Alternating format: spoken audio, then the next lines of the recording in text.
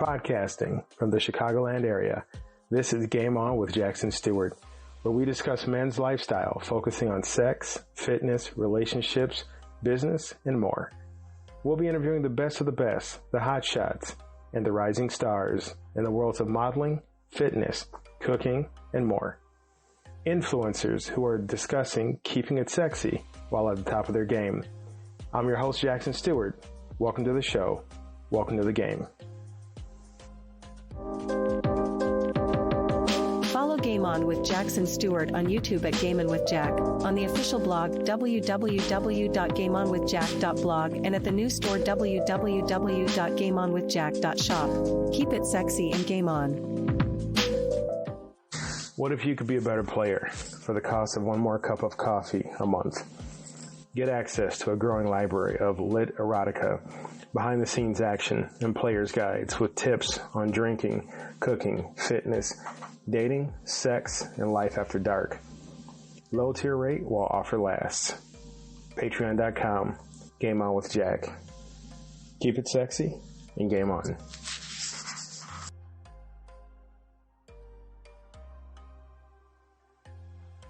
This is Dale Valor. This is Pamela Ross. This is Trinasia. And you're listening to Game On with Jackson Stewart. Game On with Jackson Stewart. Game On with Jackson Stewart. Killing them.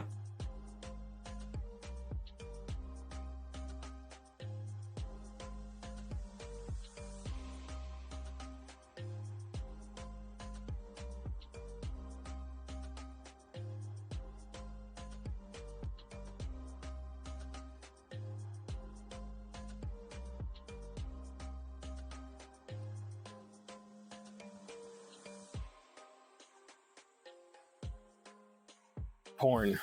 Seen by many as entertainment, and more still see it as relief. The usage of sexual material may be at an all-time high. However, porn addiction is more than just dirty movies, websites, and magazines. This aspect of the game is less about sex and more about trauma and pain. Tonight, we are fortunate enough to navigate these potential difficult waters with our guest. Joshua Shea is a pornography addiction expert. He's a certified betrayal trauma coach, a therapeutic disclosure specialist, and the author of 4 books about pornography addiction, which also focus on the trauma partners feel when learning their loved one has an issue with porn. Since 2018, Joshua has given numerous interviews about pornography addiction and betrayal trauma. To date, he has internationally appeared on nearly 400 podcasts, television, and radio shows, using his wealth of research and personal story to promote the ideas that porn addiction spans all demographics, and those with a problem should seek help before it is too late.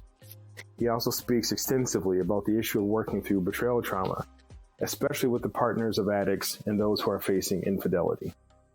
Prior to admitting his 24-year addiction to pornography and 22-year addiction to alcohol, in 2014, Joshua was a prominent magazine publisher, award-winning journalist, film festival founder, and politician in Central Maine. In 2017, Joshua launched RecoveringPornAddict.com, which morphed into today's PAddictRecovery.com.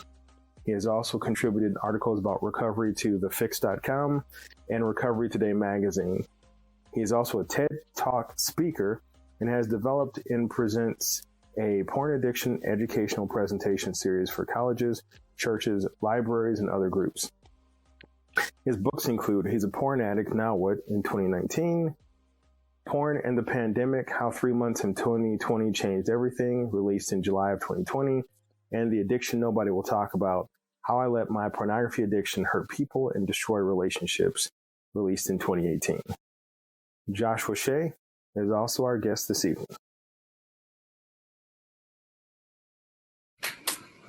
All right, guys, you've heard the introduction and bio. Now join me in welcoming to Game On the insightful and knowledgeable Joshua Shea. Joshua, how you doing?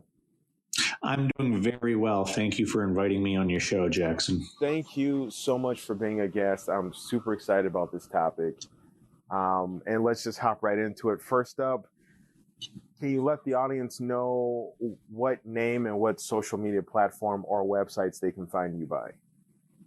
Yeah, the two biggest ones you can find me on are TikTok and Instagram, where you'll find me under the name on both That Corn Coach. Corn like the vegetable, because in the online world, we're not able to write the word porn out without getting banned.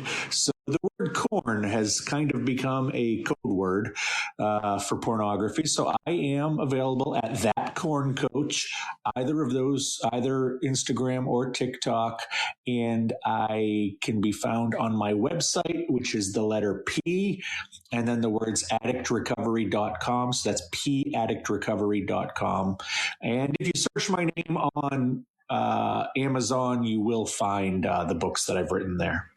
Joshua, where did you grow up?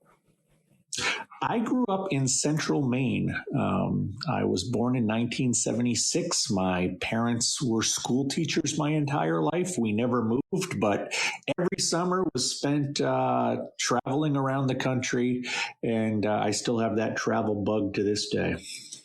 And so jumping right into it, and as the audience heard in the bio, and also if they look up your website, you're a journalist, you're a writer, you're a speaker, but how did you let's start with just, how did you find yourself in the arena of porn addiction? And I feel like porn addiction can be an arena because it feels like a gladiator battle, I'm sure, for many people.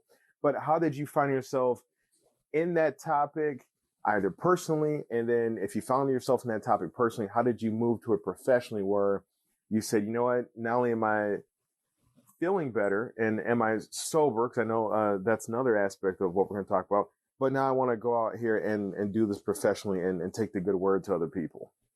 Yeah, absolutely. I'll tell you, when I started porn addiction and betrayal trauma, which happens to partners, it was a half-empty filled arena, and now it is a completely sold-out stadium with how much it's blown up over the last 10 years. My story is very, very typical as far as porn addiction goes. I became a porn addict at 12 years old when my older cousin showed me some hardcore magazines for the first time. I, for years and years, did not know why I felt like I was addicted the second I saw it. But later on, I learned about the connection to the trauma of some sexual abuse that happened when I was young at the hands of a babysitter. Seeing that hardcore pornography for the first time several years after the abuse ended, what I think it did to me was normalize it. It made it okay. It didn't make it something shameful. It didn't make it something I couldn't talk to anybody about, because here in a glossy magazine in front of me are grown-ups doing that stuff. And for some reason, it just clicked for me, and I felt like I had discovered something that was going to help me the rest of my life. That was just something different, something special.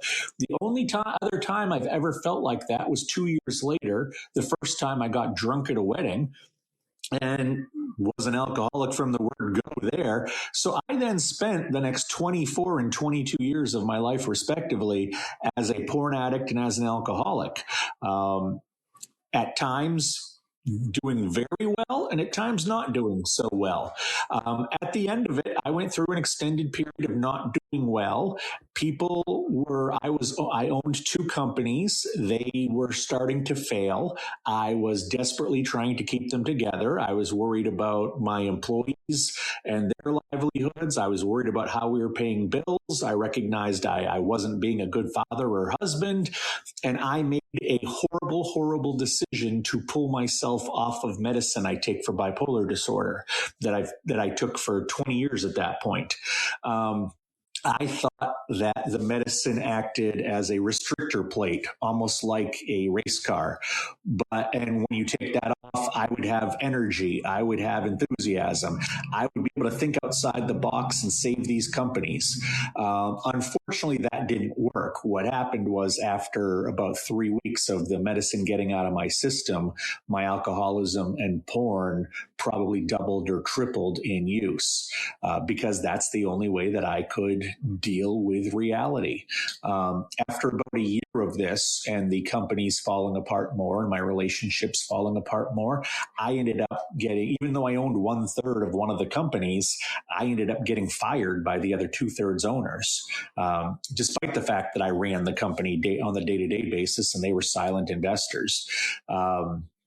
At that point, when I got fired the following day, my family and my friends and a couple of others had a very makeshift intervention, unlike what you see on TV. But I guess it did the trick because that was what got me into first alcohol rehab back in 2014.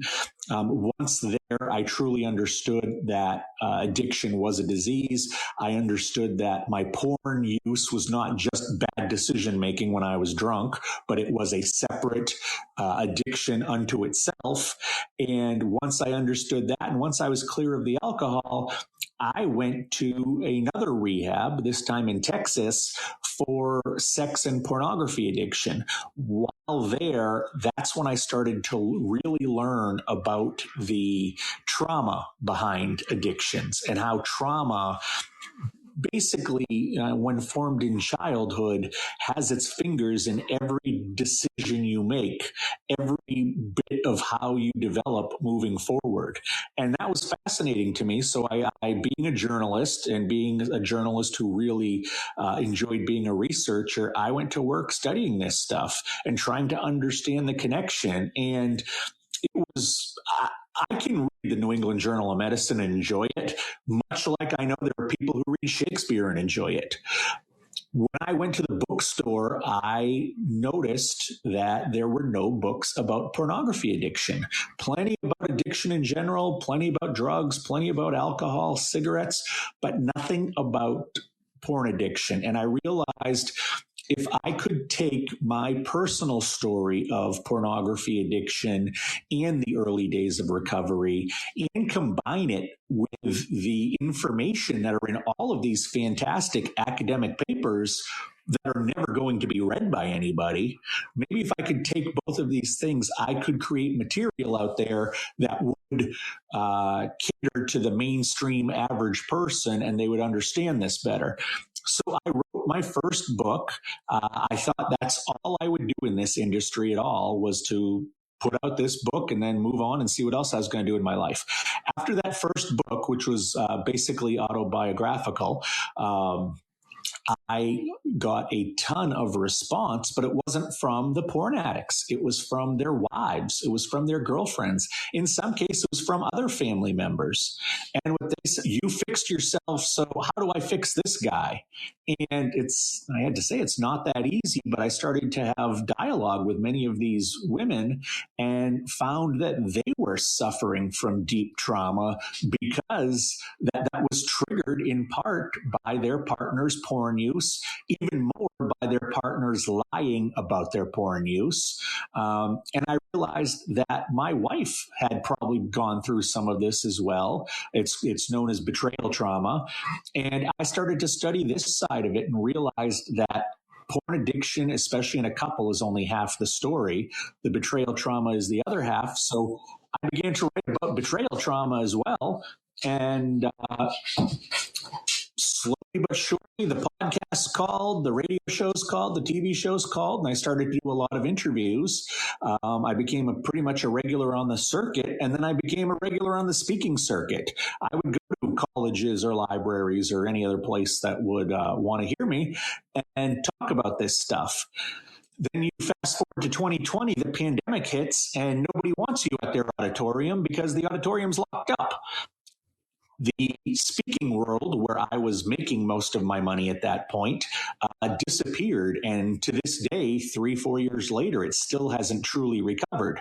When the pandemic started, a good friend of mine who was a licensed or is a licensed marriage and family therapist suggested that I start looking into coaching because I was going on all of the podcasts and giving interviews at that time saying this pandemic is going to absolutely make pornography addiction and betrayal trauma explode in ways that most people can't even see coming down the line. And he said, well, then you need to be out there helping people with this. You should try becoming a coach if you want to stay in this area. And if you want to be paid during the pandemic, try becoming a coach. And so I went and I got certified both as a pornography addiction coach and as a betrayal trauma coach. Later on, I got certified as a therapeutic disclosure specialist.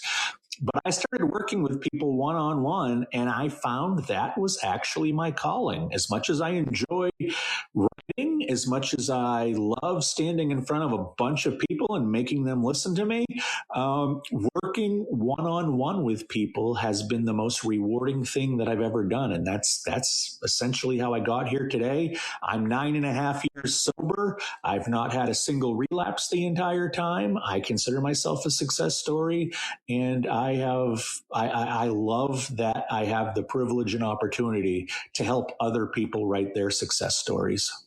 Well, first and foremost, let me applaud your sobriety, because I know that's not easy for people. You know, regardless of what their addiction is, sobriety is not easy for folks. And I think that we as a society need to continue to humanize the people that are, you know, battling whatever the addiction is. I want to applaud where you are, where you've been, and, you know, where you've come from. Thank you. Let's start with a question that I know is very subjective, but it's a question that I got to ask while we're on this topic, because I know people are wondering is porn bad? Well, again, subjective is bad. Do you mean morally? Do you mean physically? Do you mean mentally? Because these are different answers for everybody. And that's one of the keys is when I first sit down with somebody, or really anybody. I was talking with a grad student in Belgium the other day. She's putting together a paper on pornography for her grad school thesis. I would say you have to define pornography in your mind. What does it mean? What power does it hold? Because to me, pornography is just as much about intent as it is the actual media itself. And so is it bad? Well, I can tell you, looking at science, that I have never read a study, and I've probably read 200 to 300 studies about different aspects of pornography. I have never reached the conclusion of any study that says you are more healthy, you are more happy, you are a more well-adjusted person after using pornography. I think that when it comes to the health side of things, at absolute best, you can hope that it's not unhealthy. You can hope that it's just an even type thing. When it comes to what's happening as far as morally and your values, I don't usually go down that road in making those decisions. I know that addiction doesn't care about your personal beliefs. Addiction doesn't care about your political beliefs. Addiction doesn't care about your religious beliefs. So in helping people, I really don't make an argument for or against pornography as far as being a bad thing. If you're talking to me, if you're seeking help, then pornography is probably a bad thing for you. And we can look at statistics, especially since the advent of high-speed internet, and see how many more people are viewing, how many more people are addicts, how many more people are reporting problems. We can look at other statistics, just simply like the fall of intercourse rates among people in their late teens and 20s. We can look at rates of things like erectile dysfunction among older teenage boys or men in their early 20s. And I think for me, I can draw a correlation, I can draw a conclusion that not using pornography is a better thing to do than to use it. But good, bad, that's up to you. So I wanted to ask that question because to bring out what I kind of felt was where we were going to go is that this isn't about your moral take, and you being the audience, your moral take on pornography, your belief take. But it's when anything becomes, and Josh, I'm not trying to put words in your mouth, but when anything becomes dominating your life and it becomes addiction, that's when we got to talk about that it's now a bad thing. Is porn good or bad? That's up to people to decide. But is porn addiction bad? I think we can all agree porn addiction is bad. Yes, there is no X, right, Y, or Z addiction that is good. Addiction, by definition, is a negative thing. Right. I love chocolate cake. Can I be addicted to chocolate cake? Hell yes. And that's a bad thing. That's when chocolate cake becomes bad. So I don't want people getting hung up on, they're going to tell me that porn is right or porn is wrong. No, we're talking about porn addiction, the part where when porn addiction, which I'm sure reaches into other aspects of what's really going on with somebody, when it starts to dominate and destroy your life. So can you let our... Well, and I'll tell you real fast why I adapted that stance, because I, of course, have my own personal feelings about pornography, as I know everybody does. But the reality is the societal or the moral arguments that are made against pornography don't work. They've been going on since the 60s and 70s. Right. Whether it's the far religious right, whether it's radical left-wing feminists, it doesn't matter, because that is not going to get somebody to stop using porn. Sex trafficking is evil. It's disgusting. It is gross. It is wrong. But I don't think it has ever stopped anybody from using pornography, because it doesn't individualize it for them. Sex trafficking is something that takes place on the other side of the world that I don't know anything about, that I don't need to know anything about. And I'm not going to let it affect my porn use. I think most people use that as a justification. So I don't go into those areas of debate. I go into the areas of science, because it's really hard to refute that. So and this might be the basic definition, but when does it become porn addiction? When is it like, okay, now we're talking about this is bad? Because I think people are going to wonder, like, oh my God, is it because I was going to say because I picked up a Playboy, but that seems so like banal. Playboy doesn't even exist anymore. Yeah, by today's standard, it's like I picked up my dad's Playboy from 1985. But they logged onto a website, they looked at a video versus porn addiction. Like, when are we talking? This is the moment where now we're talking porn addiction and we're talking trouble. Well, it's important to recognize that addiction is addiction is addiction. I truly believe I became a porn addict at 12 years old, partially because I wasn't going to be let into a casino to become a gambling addict. I didn't know where to get cocaine or heroin when I was 12 years old. The store wasn't going to sell me cigarettes. What did I have? Right. I had pornography. So I think that's why I fell into that particular addiction. I think it's mostly environmental how you fall into a specific addiction. But it's important to remember that, cocaine addiction doesn't take place in the nose. Chocolate cake addiction doesn't take place in the stomach. And porn addiction doesn't take place between my legs. It all takes place in the brain. And I like the medical definition of addiction, which is basically any behavior or substance over the long term that changes your mental chemistry and physical chemistry and creates a situation where you feel like you do not have control of your decisions, despite understanding the highly likely negative outcomes. So what would be the three, and correct this question if I'm not phrasing it right, because I want to make sure that I'm trying to, and you're doing an amazing job of boiling it down, but I'm trying to boil it down even further into just like bullet points. Mm-hmm. What are the top three warning signs that a person can have? Let's say that tells them that they're on the brink of porn addiction? Okay. I was going to say, if you were going to too far to be self-aware, but right, and I would say, if you go look at my TikTok, right at the very top, I've pinned a video of the 11 symptoms of pornography addiction. Several of them are just regular addiction symptoms. Some are very specific to porn. I would, number one, say, are you planning your day around use? Is it a regular part of your day? Does it have to be part of your routine? That is a big indication.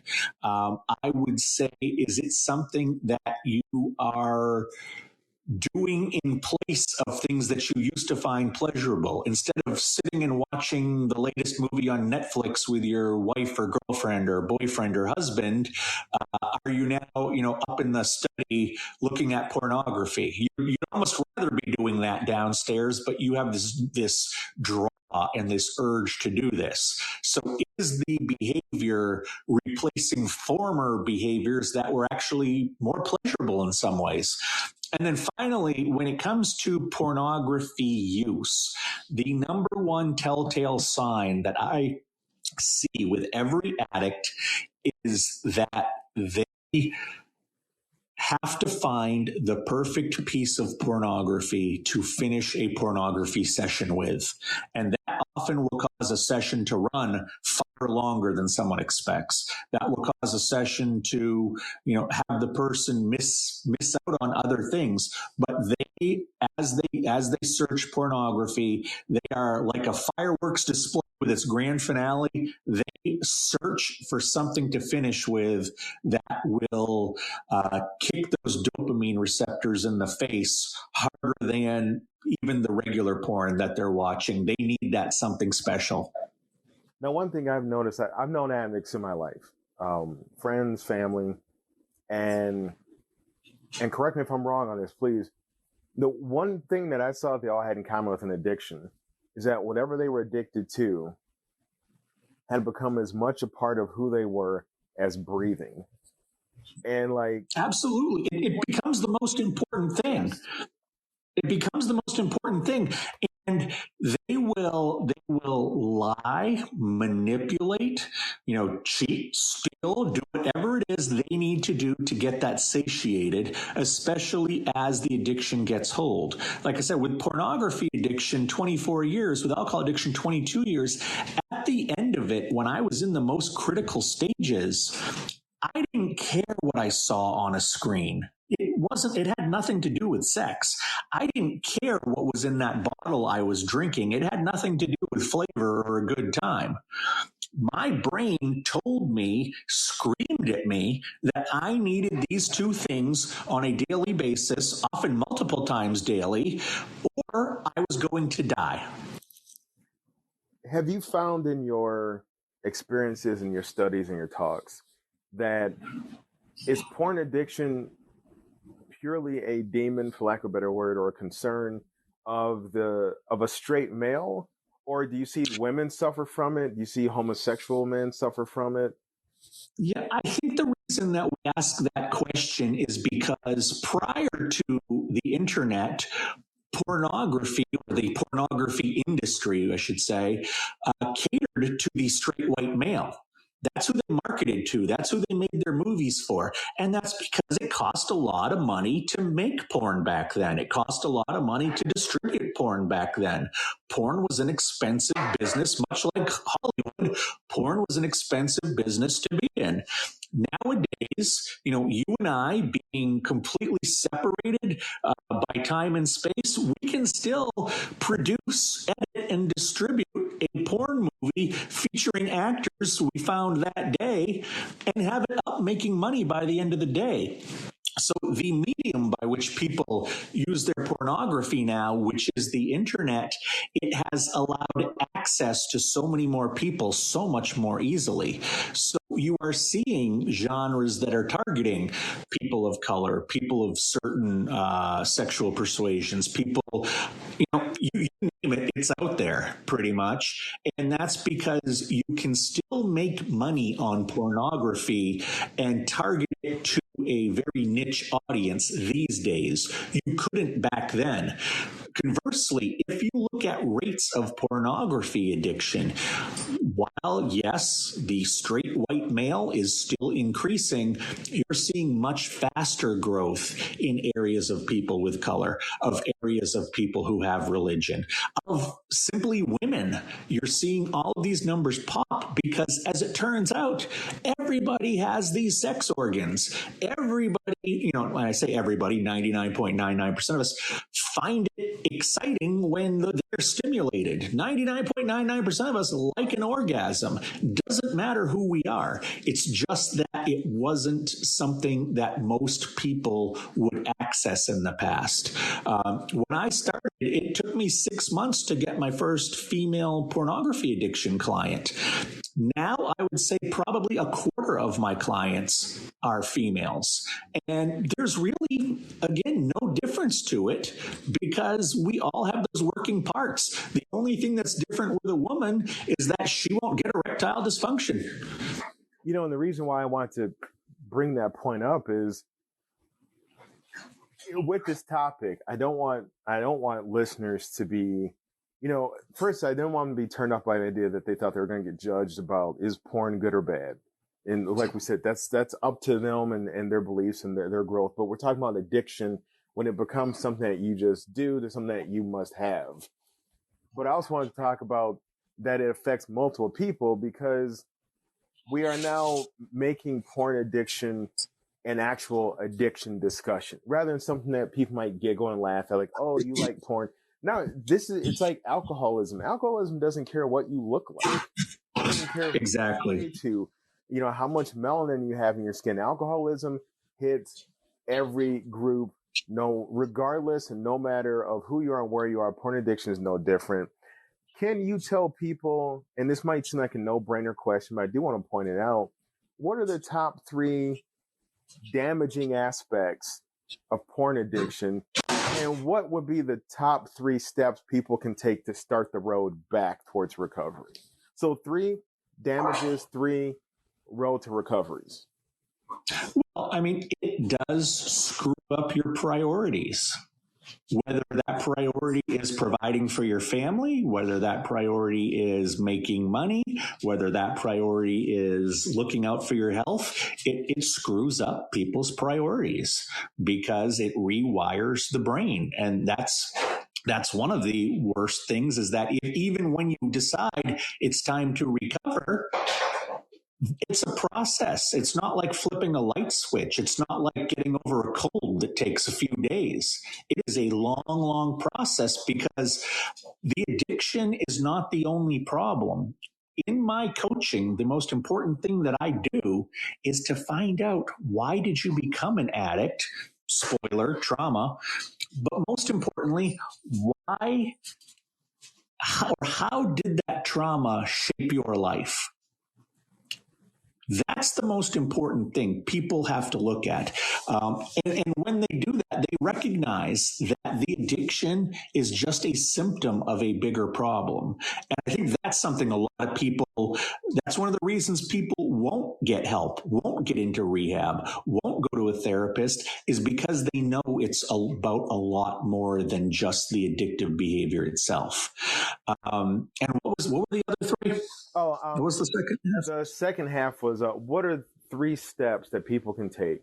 Let's say they know that they are a porn addict. Well, let's make it a twofold question. 3 steps you can take to recover if you're a porn addict, and then 3 steps you can take if somebody, let's say your partner is a porn addict. So let's take it from the... Okay, yeah. Number one is admitting it to yourself and understanding that you need help. Okay. And that sometimes has to come in the form of recognizing you're not special. Men, women, every color, every religion, like you said earlier about alcohol. We may have some stereotypes about who can be a porn addict. We need to get rid of those. So number one, you have to admit that, yes, you fall into that area of porn addiction. And what you're going to see is that it is ultimately the priority in your life. It is what drives you. It is what you know that your mind isn't working the way it's supposed to, but you feel utterly helpless. You don't even know where to begin. You may not even know why you use. You may not see it coming when it's happening, or when you're about to use again. You may not be able to tell the telltale signs of it. A lot of us like to bury our heads. So when the word pornography comes up, are you kind of shying away from the discussion? Are you kind of burying your head in the sand because you don't want to see what's there? Conversely, do you get angry or irritated or upset when people talk about pornography or mention pornography to you? There are a lot of things you don't get upset about. Somebody calls me a heroin addict, I kind of laugh because that's so out of the realm of truth. But when people mentioned pornography back in the day, I tried to not be part of the discussion. I tried to move away because I thought you could see it in my eyes that I was. I didn't want to be part of that. So that's what happened in my mind, at least, and what's happened in the minds of a lot of my clients. When it comes to the partner or somebody close to the person looking for signs, it's really, really difficult. It's not like you can just look at somebody and see. You can tell when someone's an alcoholic most of the time. You can't tell when somebody is a porn addict. So what I say is, look at their behaviors and look at how they changed. Are they spending far more time in the bathroom than they need to? Is sex, if you're talking about a partner, is that a chore? Are they more disconnected than ever before? It's really hard to spot a porn addict. I hope that science figures out some kind of tell, like you find at a poker table. But as of right now, if you're going to get real hard data that your partner is a porn addict, you almost have to go into their phone or into their browser history or catch them red-handed. And that still doesn't prove that they're an addict. There are plenty of people who use this stuff who aren't addicts. When I talk to the partners in my betrayal trauma work, the pornography isn't the number one problem. It's the lying about it. That's the number one problem. That this creates a rift in a relationship. It is an area of lies. And whether he's an addict, so he's going to lie about it, or he just doesn't want to hurt her feelings, or he's afraid he's going to get in trouble, whatever it is, that's why the lying exists. And sometimes partners go to lengths, like I said, stealing a partner's phone and going through it.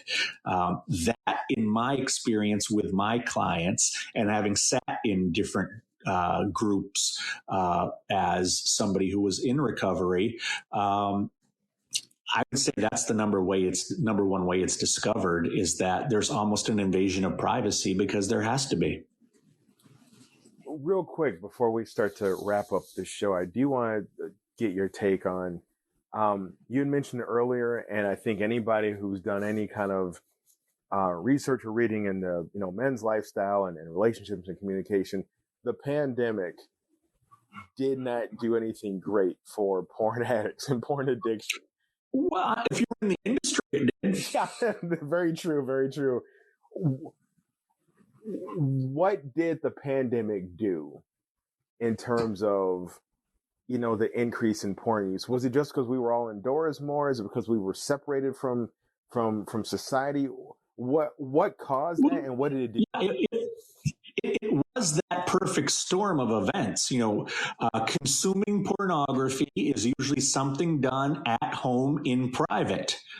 Well, all of a sudden, the world shut down. People are at home and in private 24/7 and are having to fill their days. And the only thing on every cable channel is, oh my God, we're in a pandemic. So if you look at statistics of the biggest websites out there, year to year, 2019 to 2020, the growth of viewership was 3 and 4 times what it was the year before. Wow. So we had more people than ever looking at the pornography.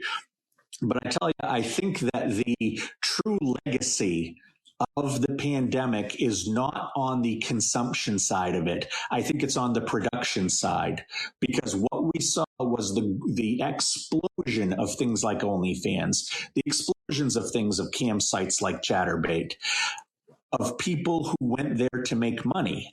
Because when you think about it, who was affected the most during the pandemic as far as their jobs went? It was mostly service workers, the waitresses, the hostesses, the bartenders, the retail employees, usually who are young, usually who are outgoing, usually who put a premium on their appearance. Suddenly they can't go to work. What are they going to do? Well, what's been happening for the last 20 years? We've been breaking down all of these taboos about sexuality and nudity. So the way that, when I was in high school, if there was a picture of the head cheerleader in her bikini, that would have been passed around like it was, a golden ticket in Willy Wonka. But now, if I want to see the head cheerleader in my high school, all I have to do is go look at Instagram, because it's almost expected that you're going to find half-clothed pictures of everybody on there. And what is the big leap from being on your final day of being 17, showing yourself in a bikini, to being your first day of 18 and dropping that bikini top? For a lot of people out there, or if you're a guy, dropping your shorts. For a lot of people out there, it's not a very big leap. And when it comes with dollar signs, and not just dollar signs for fun money, but dollar signs that I have to pay my rent, I have to feed myself, I have to feed my kid, moving into the do-it-yourself pornography realm, it absolutely exploded. On January 1st, 2019, there was roughly 2 million people 200,000 people making content on OnlyFans. Within 2 years, that rose to 2 million. And the most recent stat I saw, which was earlier this year, was that there's now 3.2 million producers of pornography, creators of pornography, who are in the do-it-yourself realm, whether that's OnlyFans or some of the knockoff sites or the cam sites or many of those knockoff sites. I believe that the pandemic gave people, especially young people, the green light to make pornography on their own. And that is scary, because what I've discovered, both in my research, the third book I wrote was basically about how the pornography industry changed during the pandemic. But what I have seen is a lot of these people making the pornography, while they get into it for the money, what happens is they start to like the attention. They start to like the love. They start to feel good about themselves. This is something they want to do, because why? It gives them a dopamine rush. And I believe that in the next 20 years, and I've seen this even with some of my clients now, in the next 20 years, we're going to be talking about pornography addiction from the producer's point of view, almost as much as the consumer's point of view. I think it's just a different side of the same coin we never considered, because back in the 80s, a couple hundred people making porn out in California. Yeah. Now, worldwide, we have millions of people making porn. We have a much bigger sample size, and we're already starting to see some of the negative effects of it. And this makes my next question I normally ask a guest such an awkward shift, but in keeping with the theme of sexiness, what's the sexiest thing about Joshua? Such an awkward shift, but I wanted to still ask it, because we're not, the whole purpose of this talk was not to demonize sexuality. No, absolutely not. I think I would think that I would hope. And looking at my girlfriends over the years, I've been married for 20 years. Looking at my wife, I think it's my confidence. It's funny, and not funny like haha, but just funny and like and I don't know if it's an irony point, but every guest, and I'm talking from therapists, from speakers to models to the porn stars that we've had on the show, 99.9% have said the sexiest thing is confidence. I think most guys don't understand that. They think it's, a six pack or a giant bank account or a flashy car, but confidence, is that what you find sexiest in other people? Absolutely. Absolutely. If you are comfortable with yourself and you know who you are, so much of the crap in life is going to disappear. Now, I know a lot of people fake confidence, but that's fine because eventually you get confident at faking confidence. Therefore, you are confident. Faking it. It's one of those things. When people ask me, how do you become a confident person? You just start. You play along, you play the game, you get good at it. How did you get good at tennis? How did you get good at baseball? How did you get good at video games? Practice. And you can practice being confident and eventually get there. It's now time for the quick game where we like to give our guests a chance to run through some entertaining questions. Joshua, are you ready? Absolutely. Awesome. What kind of animal are you most like? Sloth. That's just because you're coming back from vacation. I feel like if I ask you, well, yeah, I mean, and it's just a lifestyle I can get behind. How would you describe yourself in just one word?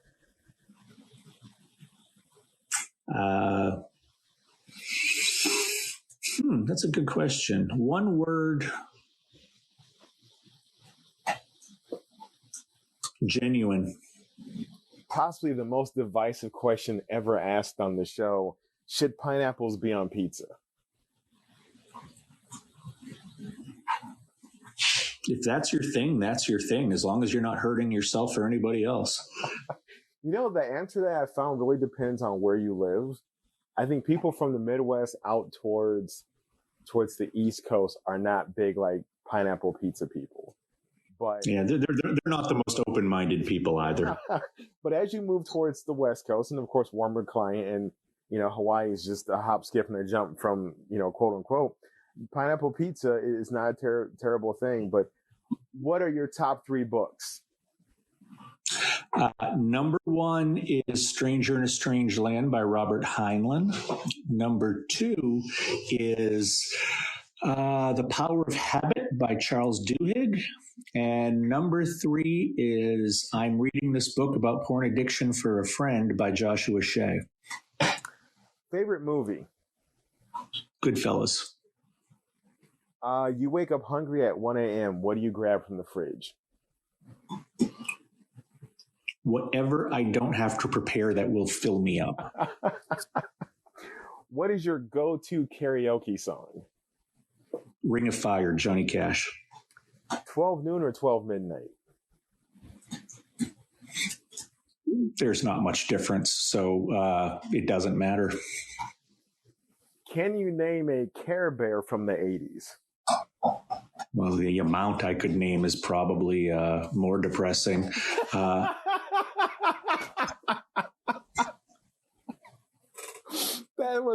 That was not the answer I expected. I love that answer. He's like, oh yeah. I mean, sadly, it's like asking me how many Smurfs can you call out, and unfortunately, way more than I would like to admit. I just love the sad tone of that answer. Like, oh God, I can name a lot more than I wish I could. Yeah. The brain space that is taken up by stuff like that and the lyrics to 1980s new wave songs, I probably could have built a boat with my bare hands, but it's occupied by pop culture of the 80s. I love that so much. And last but not least, one of my favorite questions, if not my favorite, who inspires you?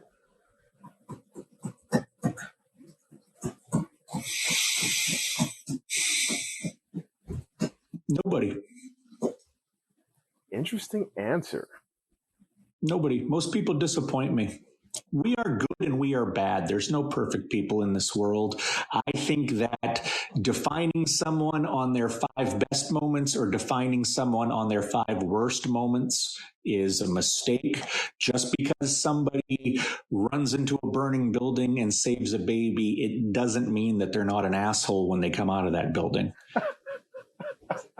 I like that, because that is to see people in totality. Yeah, exactly. You know, we're all one mistake away from being an asshole. We're all one great moment away from being the hero. And it's, you know, it's almost like, you know, it's not a pass fail, but it's almost like an essay question. Like, and that essay's not over until you're over. And at the end of your life, people go, well, you know, he had more asshole moments than he had hero moments, so we can call him an asshole. But and that's the thing. I've learned in recovery that it matters. It matters to me what a very small group of people think about me. And I had to learn that, because I always said, I don't care what people think about me. Well, in reality, all I wanted people to do was love me and parade me around on their shoulders. I have had to recognize that the people who tear me down, the people who have horrible things to say, most of them are coming from a place not of logic or not of having all the facts. So how can you take them seriously? And I never did. But the bigger issue is when people love you, when people are parading you around on their shoulders, well, how much do they really know about you? right. It's more fun to feel that, but the people who love you probably know you as well as the people who hate you. So how can you take any of their opinions too seriously? You know, and that goes back once again to the totality of a person, right? Like, nobody knows anybody 100%. And dear God, we're probably all better off that we don't all know each other 100%. But good people, sexy people, that wraps up our interview with the insightful, the knowledgeable, and the Care Bear expert, Joshua Shea. Josh, let people know one more time where they can find you. Absolutely. On Instagram, on TikTok, you can find me at That Corn Coach. Corn like the vegetable, That Corn Coach. If you're looking for my website, best place to go is the letter P, Addict Recovery. And there you can find Grumpy Bear and Cheer Bear and Share Bear and Tenderheart Bear and Love a Lot Bear and every other damn bear that I can name. As they come together for the vicious Care Bear stare. I remember they would pull that off. Yes. Thanks for joining us this evening, and we'll talk to you soon. Thanks a lot. Appreciate you having me.